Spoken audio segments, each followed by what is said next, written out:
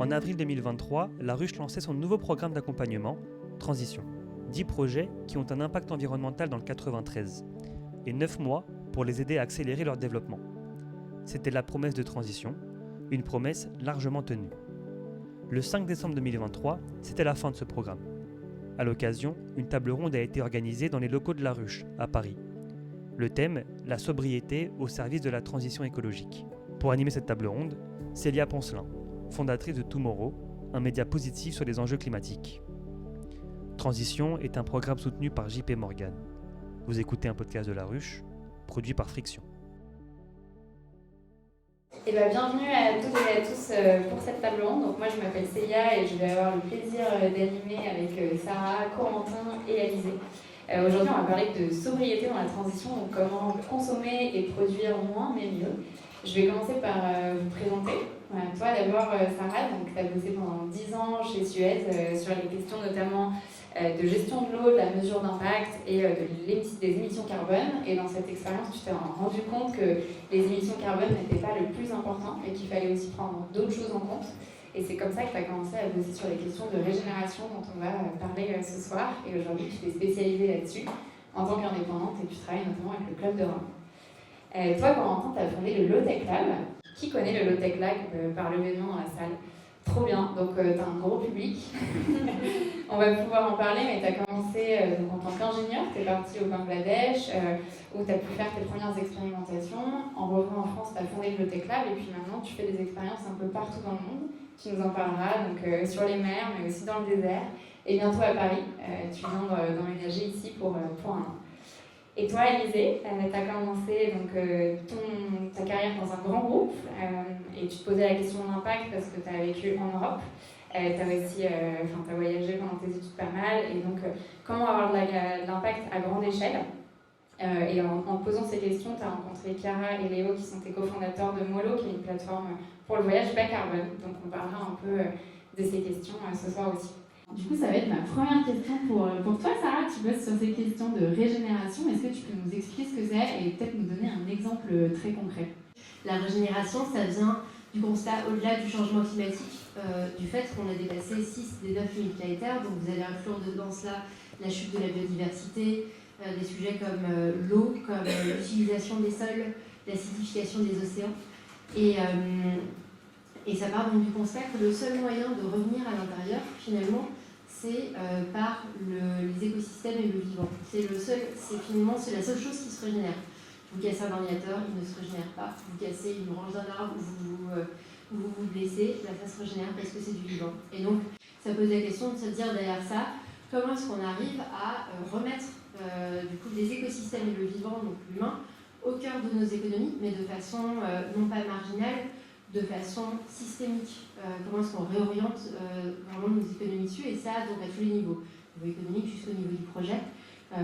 Donc concrètement sur un projet, ça veut vouloir dire quoi? C'est comment est-ce que je régénère donc plus la nature et les écosystèmes, donc un gros centrage sur nature et humain, que je ne l'abîme. Les exemples, ça va être un exemple concret, ça va être par exemple un exemple de bâtiment. J'aime beaucoup Waisatio par exemple, qui est une foncière en Finlande, qui travaille sur des buildings, des biodiversity buildings, entièrement pensés de façon intégrée à la nature autour, entièrement en bois, modulaire, avec une grosse réflexion sur l'intimité et les communs, qui sont détenus par une fondation actionnaire qui elle-même est centrée justement sur la justice sociale et sur la nature. Donc où à tous les niveaux, en fait, vous allez axer votre société sur le fait de régénérer l'humain et la nature. Merci beaucoup. Donc j'ai l'impression que la régénération, c'est se poser aussi la question de pas seulement du bas carbone, mais aussi du social et de tout ce qui entoure, notamment dans la nature, pour prendre moins de ressources, mais en ramener plus. Donc toi, Corentin, c'est une question qui te parle pas mal, notamment avec toutes les initiatives low-tech que tu as lancées. Si on revient un peu sur ton origine, entre guillemets, donc quand tu étais au Bangladesh, tu as notamment développé un matériel naturel et local, et ça me fait penser à une start-up qu'on a ce soir qui s'appelle Ma Petite Maison Verte, qui construit notamment des habitats écologiques à partir de carton recyclé. Donc je suis plutôt assez curieuse de voir ce que c'est. Est-ce que toi, tu peux nous expliquer donc, ce que c'est la low-tech et nous donner des exemples très concrets de ce que tu as vu? Ouais, ce qu'on appelle les low-tech, c'est des technologies, ça peut être des savoir-faire, qui répondent à 3 critères, utile, accessible et durable. Utile parce que ça répond à des besoins de base, comme l'accès à l'eau, l'énergie, la nourriture, le recyclage des déchets, etc. Accessible à tous, ça peut être accessible financièrement, mais aussi parce que c'est des systèmes qui peuvent être fabriqués au moins appropriés ou réparés localement et durables. Et quelques exemples, tu demandais. En fait, il y en a plein. Ça fait 10 ans que j'en découvre tout le temps. Il y a autant des trucs pour faire de l'électricité, comme au Sénégal, on a vu comment faire des éoliennes avec des moteurs d'imprimantes recyclées. Je sais pas, au Sri Lanka, on a vu un système pour recycler des déchets de plastique et faire du carburant avec. À New York, on a vu un système pour cultiver de la spiruline en milieu urbain. À Cuba, pour faire un espèce d'internet local qui est plus accessible. Merci beaucoup. Et tout ça, ça relie beaucoup à la question des nouveaux imaginaires aussi, donc savoir que c'est possible et le diffuser. Je me tourne vers toi, Alizée, parce que tu travailles sur la question des nouveaux imaginaires du voyage, et ce que tu m'as dit quand on a préparé la table ronde, c'est moi j'avais un CDI, je voulais mon premier salaire, partir à Bali, et c'était un peu l'imaginaire qu'on a en fait. Comment est-ce que tu réinventes les imaginaires du voyage avec Molo ? Alors c'est une grande question, c'est sûr. Moi j'ai eu un peu un schéma classique, une grande école, une grosse boîte. Et arrivé là, je me suis un peu posé la question de qu'est-ce que je faisais là et quel était vraiment mon impact alors que je bossais dans le développement durable a priori. Et c'est vrai qu'on a tous, en tout cas beaucoup, cette idée du voyage qui est la plage de sable fin, l'eau turquoise, l'avion, etc. Et c'est normal parce que c'est ce qui nous entoure au quotidien. Enfin, vous êtes peut-être venu en métro, vous avez sûrement croisé une pub pour partir en week-end pour 30 € à l'autre bout de l'Europe. Et donc forcément, quand on est tous les jours submergé par cette information, c'est ça qui reste. Et du coup, nous, ce qu'on essaye de faire, c'est pas de culpabiliser les gens sur le fait de prendre l'avion, parce qu'en fait, ce discours culpabilisateur, il marche pas et il donne pas envie. C'est plutôt juste essayer de dire, en fait, le voyage bas carbone, ça peut être trop chouette, ça peut être aller loin quand même, aller jusqu'à Istanbul, aller jusqu'en Norvège, aller même jusqu'à Bali d'ailleurs. On a accompagné un couple qui est parti cet été jusqu'à Bali sans avion, donc c'est possible de le faire. Mais c'est aussi voyager plus proche et faire plein d'autres choses trop chouettes, dormir dans une tente, partir en voyage à vélo. Et en fait, quand on montre tout ça et quand on en parle, même à nos proches, dire juste, moi je suis allée en Laponie en train de nuit et c'était incroyable, tu sors du train, il y a 3 mètres de neige. Ça donne envie et c'est comme ça qu'en fait on amène les gens à changer en racontant des nouvelles choses.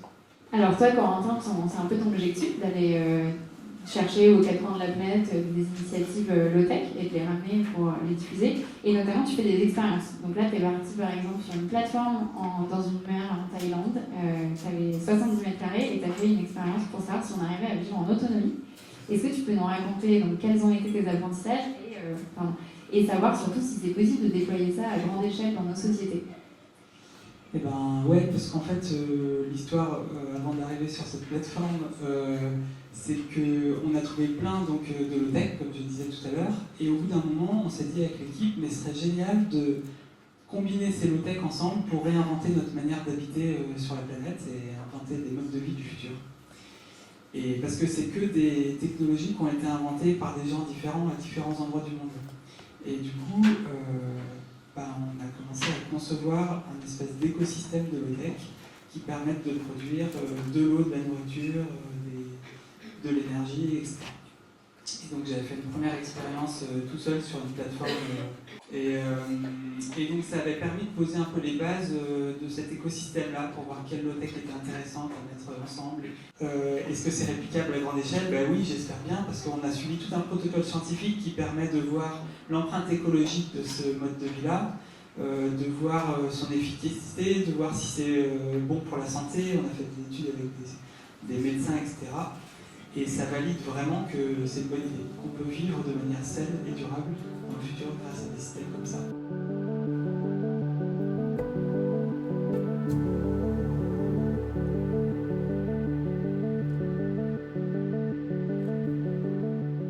Et toi, Sarah, donc, si on se pose un peu la question de l'impact qu'on peut avoir en tant qu'entreprise, toi, tu as travaillé au niveau de l'individu, toi, tu es plus sur la grande entreprise. On a une méthodologie qui s'appelle le bilan carbone pour les émissions de gaz à effet de serre. Donc maintenant c'est assez ancré quand même de faire ces calculs et de savoir quel impact est-ce qu'on a sur la nature vis-à-vis de ça. En revanche, il y a plein d'autres impacts, tu les mentionnais sur les limites planétaires, par exemple la biodiversité, l'eau. On n'a pas forcément de méthodologie. Donc comment est-ce qu'on fait? Il y a plein d'entrepreneurs dans la salle. Comment est-ce qu'on fait quand on est entrepreneur et qu'on veut prendre en compte ces critères dans son entreprise? Moi, c'est ce qui m'a fait basculer justement sur les approches régénératives et systémiques. C'est-à-dire, j'étais en charge chez Suez pour la France sur la vision du nouveau DG sur qu'est-ce qu'on allait faire comme choix pour nos business units, donc sur le climat et la nature, et c'est en plongeant sur la nature et en recherchant de bons indicateurs que j'ai commencé à beaucoup douter des méthodes justement par indicateur.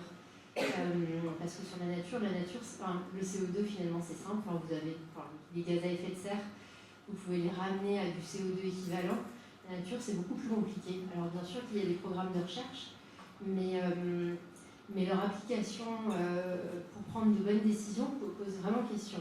Donc pour moi, aujourd'hui, au regard justement de ces approches, je trouve qu'il y a des outils type les limites planétaires qui sont imparfaits, qui ne vont pas du tout aller, du coup, comme le bilan carbone, vous donner un équilibre. Alors, bien sûr, vous avez plein de méthodologies, vous pouvez faire des analyses de cycle de vie sur vos matériaux, vous pouvez aller faire des bilans eau, etc. Mais pour avoir un regard, la problématique souvent, c'est d'avoir un regard sur l'ensemble des limites planétaires. Beaucoup d'entrepreneurs, et je pense que c'est beaucoup moins le cas ici, mais quand on est dans le monde, par exemple, des startups technologiques ou deep tech, donc tout le monde des clean tech, de l'environnement, beaucoup d'entrepreneurs vont s'attaquer souvent à une limite planétaire et vont souvent négliger les autres. Et notamment quand on s'attaque au carbone, uniquement, ça arrive assez fréquemment que l'impact ne soit pas incroyable sur la biodiversité, ce qui pose problème. Donc je dirais que l'outil, moi, que je trouve, mais qui est plutôt un outil de bon sens, c'est l'outil du donut, si vous connaissez, où vous avez les 9 limites planétaires et en interne les fondements sociaux de la société. Et Kate Raworth, donc l'économiste qui est à l'origine, en a fait un cadre. Je trouve que ça c'est utile en termes de check global pour regarder vos impacts, vos dépendances.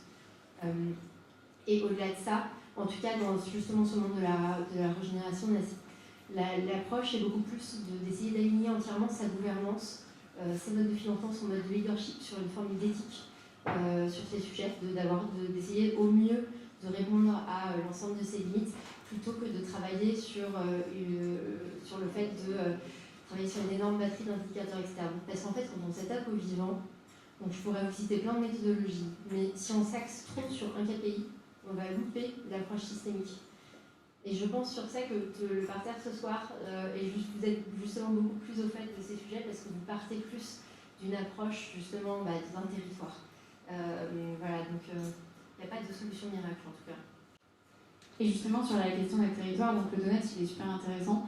Je me tourne vers toi Alizée parce que sur la question du voyage, en fait si demain on arrête de voyager, il y a quand même beaucoup de populations qui dépendent aussi de cette économie. Et la question que j'ai envie de te poser, c'est est-ce que en fait, se poser la question de consommer moins mais mieux, c'est pas un peu un problème de riche? Oui, alors c'est sûr que la question du voyage, c'est une question privilégiée. Aujourd'hui, il y a 1% de la population mondiale qui émet 50% des émissions liées à l'aviation, il y a 80% des gens dans le monde qui ne prennent jamais l'avion.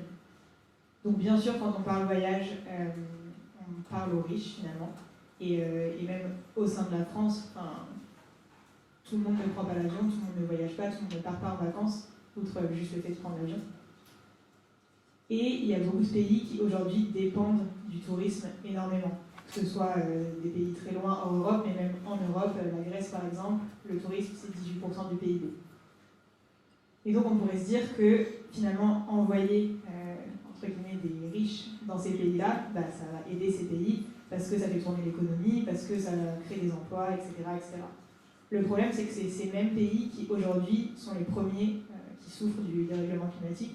Et on l'a vu en Grèce cet été, les énormes catastrophes naturelles qu'il y a eu, c'est pas pour rien. Et en fait, continuer à envoyer des touristes là-bas, c'est pas la solution. Alors bien sûr, si on arrête tout d'un coup, comme ça a été fait au moment du Covid, par exemple, il y a des pays qui vont énormément en souffrir parce que ça va être un changement brutal. Aujourd'hui, qu'on se le dise, c'est pas ce qui a l'air de se profiler. Les émissions liées, l'aviation elle-même continue d'augmenter. Si on continue comme ça, on va être sur du x2 du trafic entre maintenant et 2040. Donc c'est énorme. Donc on n'est pas sur un schéma où on va tout arrêter d'un coup.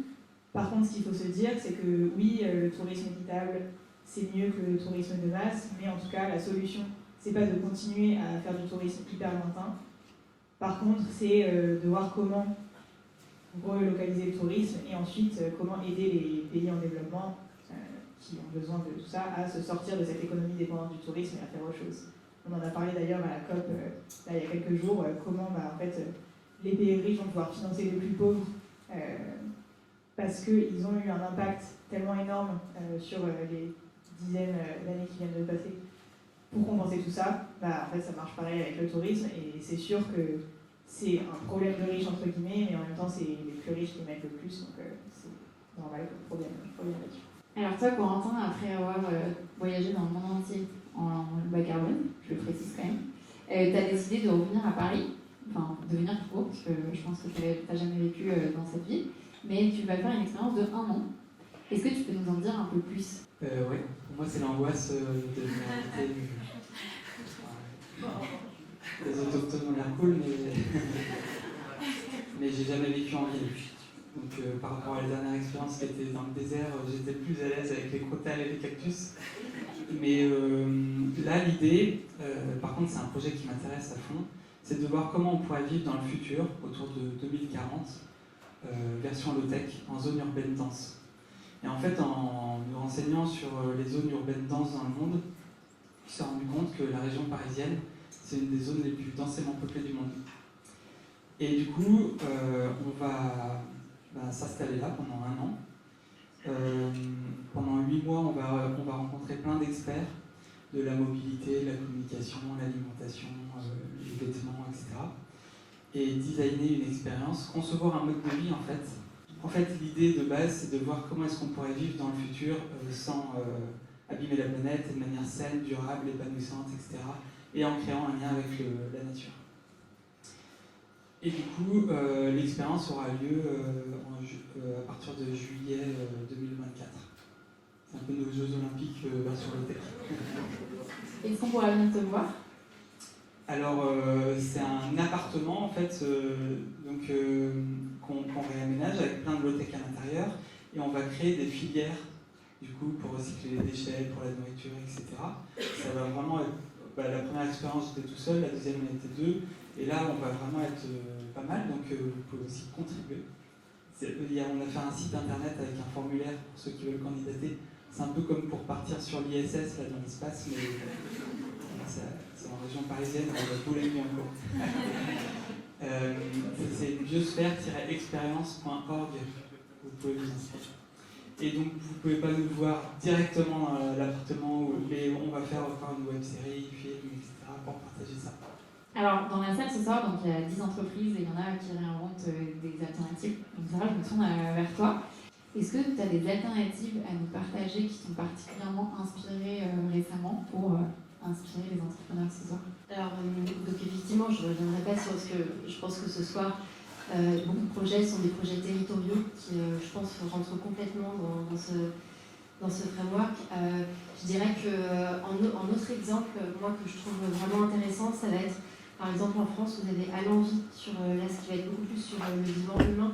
Donc, il y a une boîte qui travaille vraiment sur comment remettre le soin et le care au cœur du soin des personnes, de la façon dont on s'occupe des personnes âgées, des aides à domicile et des EHPAD, et qui a un travail en fait qui part.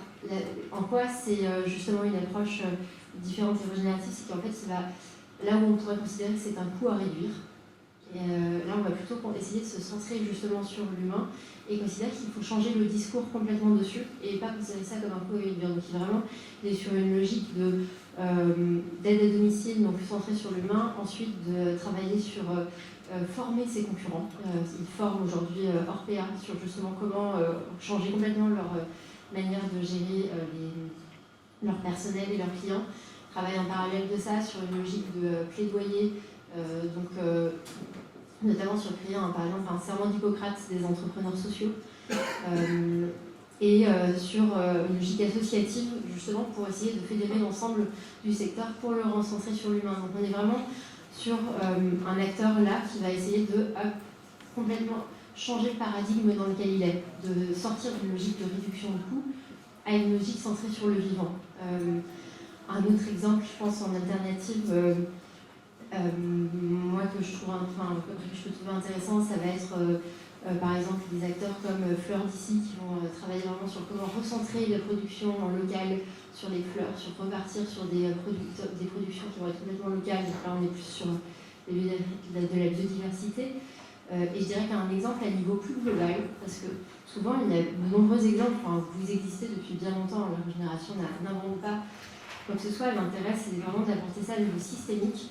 Et là, il y a 2 jours, Triodos, qui est l'une des banques qui a été un peu pionnière sur le financement des projets renouvelables, du commerce équitable dans les années 80-90, a sorti son nouvel engagement et son nouvel investment outlook qui est centré sur la post-croissance.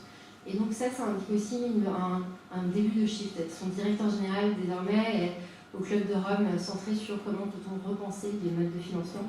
Donc c'est pour dire qu'on est sur des logiques qui sont en train de s'élargir, je pense, à un niveau beaucoup plus global.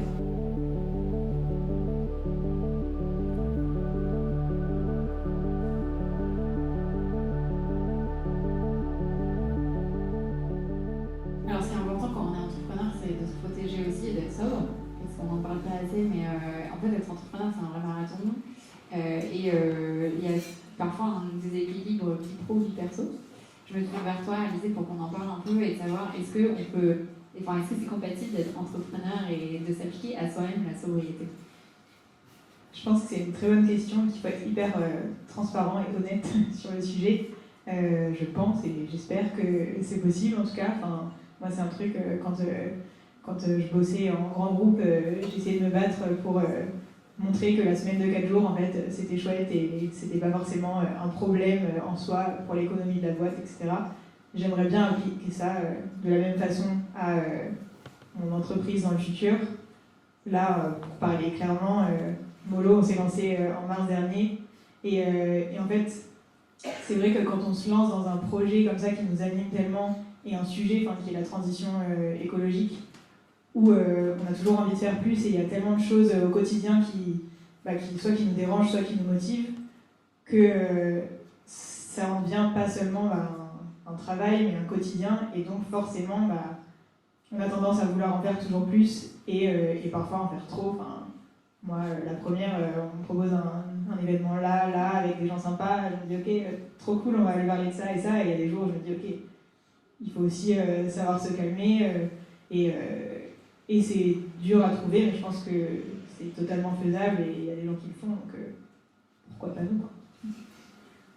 Alors le triangle de l'inaction, c'est de se dire qu'on rejette toujours la faute sur les autres. Donc l'État va rejeter la faute sur les entreprises vont dire que les consommateurs ne demandent pas assez de responsabilité, et les citoyens, consommateurs, vont dire l'État ne met pas assez de règles en place. Donc à votre avis, par où est-ce qu'on commence pour changer le système et changer de style? Par où est-ce qu'on commence? Moi, j'aurais tendance à dire par ce qui nous touche personnellement, parce que pour réussir à se mettre en action, finalement, c'est déjà voir ce qui nous touche. Et alors moi, du coup, sous l'angle de la régénération, je trouve que le vivant, en tout cas, c'est quelque chose de joyeux. Et du coup, finalement, on dit être sobre, déjà, j'aime mieux le mot anglais sufficiency, la suffisance. Parce que du coup, je vous ai vu tout à l'heure, quand on disait est-ce que vous serez sobre ce soir, vous hésitiez. Alors que si on vous dit est-ce que ce soir, ce sera suffisant ou ce sera trop, là, vous pouvez, voilà. Mais voilà, en tout cas, je pense que par exemple, sur le sujet du vivant, typiquement, par exemple, dans la nourriture, par exemple, s'adapter aux produits des saisons, c'est une forme de sobriété et de reconnexion au vivant qui est, je pense, beaucoup plus joyeuse et aisée que d'être dans une logique, par exemple, de réduction à tout plan. Moi, je suis hyper alignée avec ce fait de ce qui nous touche et ce qui nous plaît, finalement. Parce que, en fait, si on a un discours hyper motivant de choses trop chouettes, ça va embarquer les autres. Et donc, moi, c'est pour ça que j'ai choisi de travailler sur le sujet du voyage, parce que c'est un truc que j'adore. Et en fait, quand je parle d'un voyage, même sobre, à côté de chez moi, etc., et que j'ai trouvé ça trop bien, en fait, les gens sont plus facilement embarqués. Et du coup, je dirais ça, et aussi montrer l'exemple, entre guillemets, à l'échelle individuelle, en tout cas sur ce qu'on fait de bien. Parce que dès qu'on commence à en parler et à faire tester les gens, c'est hyper important. Pas juste en parler et montrer des photos, mais dire en fait, viens avec moi, je vais te montrer qu'un week-end en vélo, t'as pas besoin d'être un énorme sportif ou un giga aventurier. Ça se fait très bien. Et là, je parle du voyage, mais c'est pareil sur la nourriture, par exemple, et arrêter de manger de la viande. On arrive bientôt vers les fêtes, ça va peut-être être un sujet un peu complexe dans certaines familles, etc. Ça l'a été pour moi. Et en fait, un coup, je me suis dit, bon, ok, je propose de faire tout le repas de Noël. Vous vous occupez de rien. Par contre, ce sera végétarien. Évidemment, ça a fait un peu jaser autour, mais au final, il n'y a eu que des retours positifs qui se sont dit, en fait, c'est sympa, en fait, ça c'est végétarien, trop bien. Et maintenant, mon père, qui a quand même 63 ans, est végétarien. Donc la preuve qu'on peut faire changer les gens, même quand ils sont bien ancrés dans leurs habitudes. Donc ouais, moi, je dirais faire ce qui nous fait kiffer, commencer par là en tout cas, et en parler, embarquer les gens autour de nous. Et cette année, ils t'ont proposé de refaire le plat de Noël ou... Du coup, je vais devoir m'y coller tous les ans, ça c'est le problème. Non, mais moi je vous rejoins carrément. Moi j'adore expérimenter. Donc ça, je trouve que c'est top de se donner des petits défis et d'expérimenter et puis après de trouver si c'était une bonne idée. Et ce qui est aussi trop bien, c'est la reconnexion aux autres là-dedans, parce qu'à revenir à des choses plus simples, on se reconnecte aussi aux autres. Vous, chez Molo, vous avez lancé une grosse communauté. Est-ce que tu peux nous en dire un peu plus sur le programme ambassadeur, comment est-ce que ça fonctionne? Oui, du coup, nous, l'idée, c'est vraiment que chacun donne l'exemple. Et donc, on ne va pas arriver à faire ça tout seul. Et on se dit que en fait, les gens, s'y voient leur voisin, leur père, leur fils se lancer dans l'aventure du voyage plus sobre, ils vont avoir envie de le faire. Et donc, ce qu'on propose, déjà tout simplement, c'est que sur notre site, les gens qui sont allés, ça peut être vous êtes allés, je sais pas, à Rome en train, ou même en Bretagne, vous avez fait un périple à vélo ici et là, vous allez pouvoir en 5 minutes l'ajouter sur le site, il y a un petit formulaire, et dire voilà tous les détails, voilà pourquoi ça m'a plu, pourquoi c'était galère parfois, etc.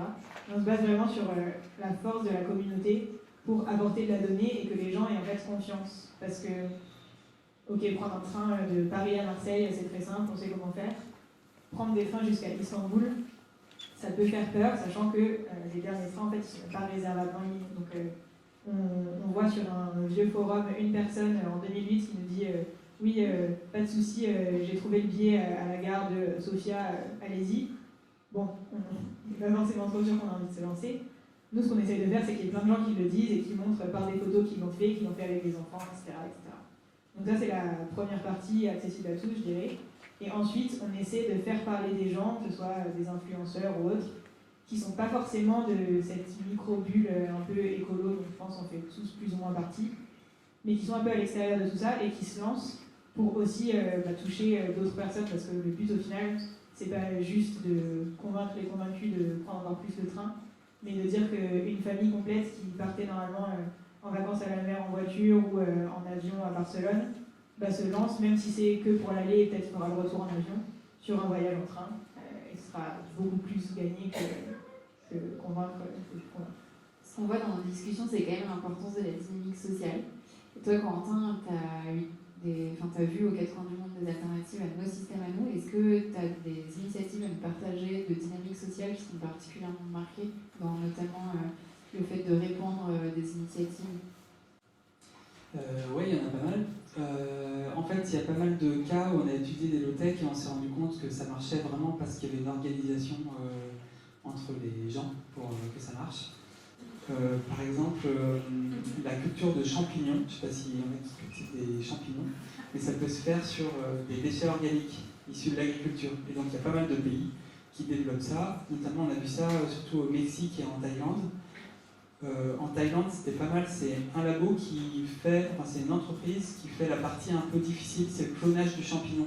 En gros, vous prenez un champignon, vous prenez un petit morceau de ce champignon, vous le mettez dans une boîte de pétri, et il y a le mycélium qui se développe, et vous pouvez ensuite mettre ça dans de la paille, etc. Et donc ils préparent des petits paquets, et ils donnent ça à des familles qui ont juste une demi-journée de formation pour savoir comment cultiver les champignons. Et donc elles cultivent ces champignons, ça leur fait un complément de revenus, soit parce qu'elles les consomment elles-mêmes, soit elles les vendent au marché, soit elles revendent à des grossistes. Et comme ça, la région qu'on a étudiée sur cette culture de champignons, en seulement 3 ans, ils ont atteint 60% d'autonomie en champignons. Alors pour nous, les champignons, c'est pas le truc de dingue, mais en Thaïlande, ils mangent beaucoup de champignons.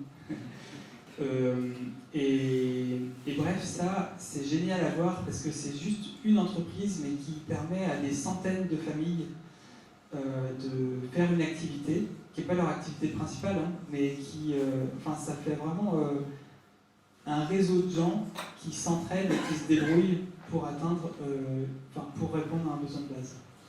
Ça, j'adore. Et comment tu fais pour trouver toutes ces initiatives ? En fait, en général, les gens sont hyper ingénieux sous la contrainte. Et du coup, quand on arrivait dans un pays, on regardait quelle était la contrainte du pays.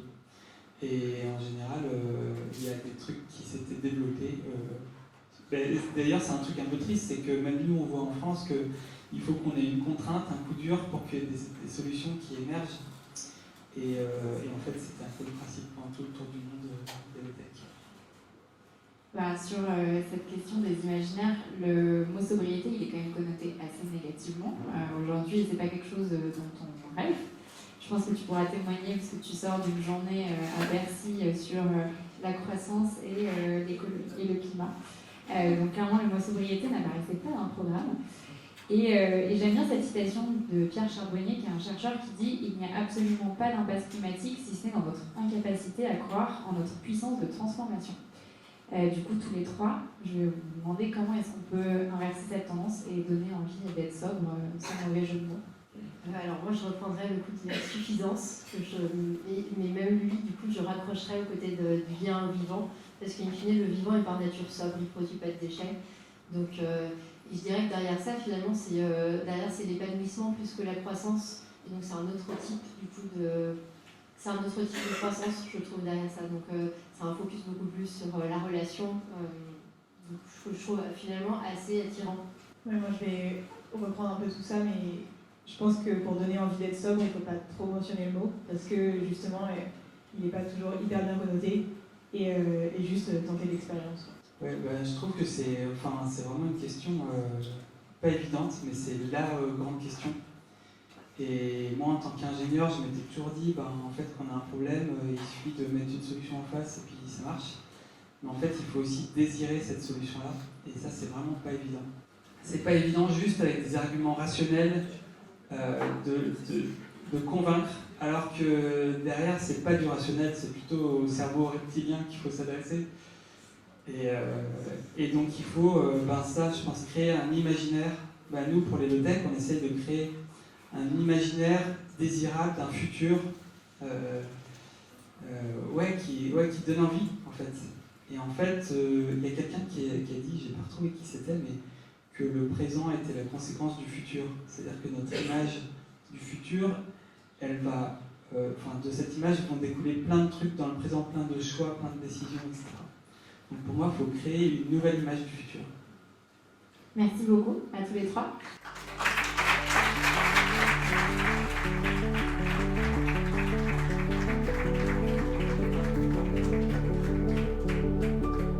Transition est un programme soutenu par JP Morgan. Vous avez écouté un podcast de La Ruche, produit par Friction. Pour retrouver toutes les informations sur les programmes d'accompagnement de La Ruche, rendez-vous sur la-ruche.net.